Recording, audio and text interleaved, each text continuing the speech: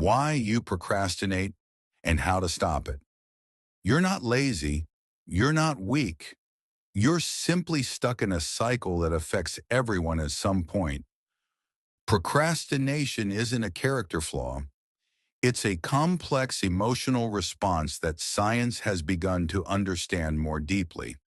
In this video, we'll explore why we delay important tasks, what actually happens in our minds when we procrastinate, and most importantly, how to break free using science-based strategies that target the root causes, not just the symptoms.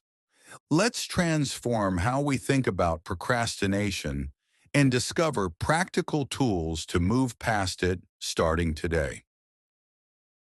The emotion behind procrastination. Contrary to popular belief, procrastination isn't about poor time management.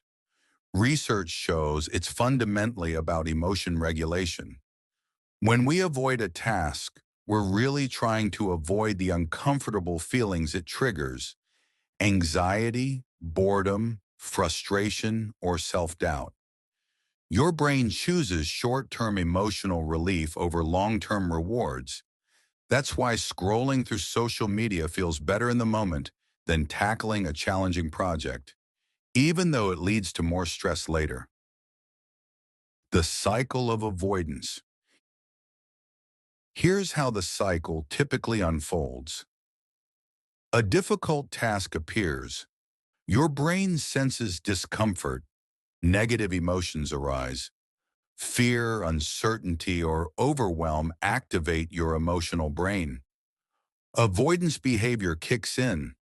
Your mind looks for relief, distractions, social media, cleaning, anything. The cycle reinforces itself. The brief relief you get strengthens the habit of avoidance, the experience of procrastination. It often begins with a small, harmless thought. I'll do it later. I'm not in the right headspace.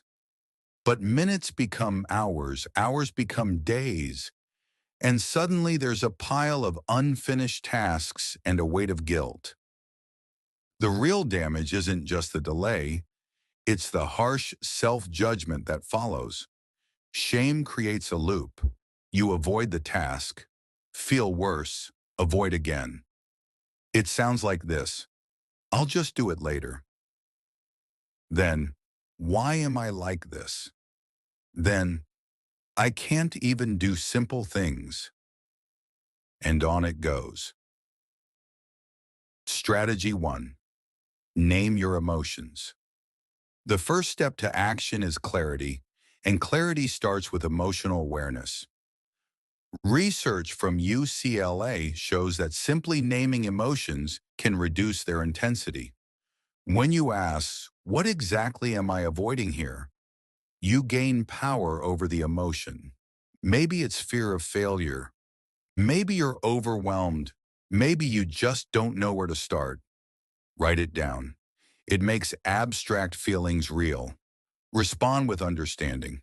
It's natural to feel uncertain when starting something challenging. Then take a small step, even with the emotion still present. Strategy 2. The 5-minute rule. One of the most effective techniques is also the simplest. Just do 5 minutes. Set a timer. Promise yourself only 5 minutes. It's so small, your brain won't resist it. Once you start, momentum kicks in. So does the Zeigarnik effect.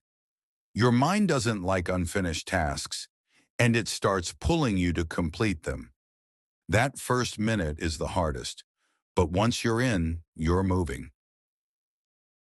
Strategy 3. Task decomposition. Big unclear tasks invite procrastination. Our brains freeze at ambiguity.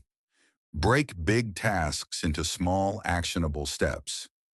This is called task decomposition. Example: big task, write quarterly report. Steps: open spreadsheet, input 3 data points, add chart, write intro. Small wins feel doable, and each win builds momentum. Strategy 4. Visual progress tracking. Our brains love visible progress. Dopamine, the reward chemical, is released when we see results. Visual trackers shift motivation from pressure to satisfaction. Even small wins become real when you see them. Use paper calendars, progress bars, bullet journals, task apps with completion badges, or even a whiteboard with boxes to check. Make it visible. Make it satisfying. Make it real. Breaking the cycle with self-compassion. Here's the truth. Beating yourself up doesn't work. It makes things worse.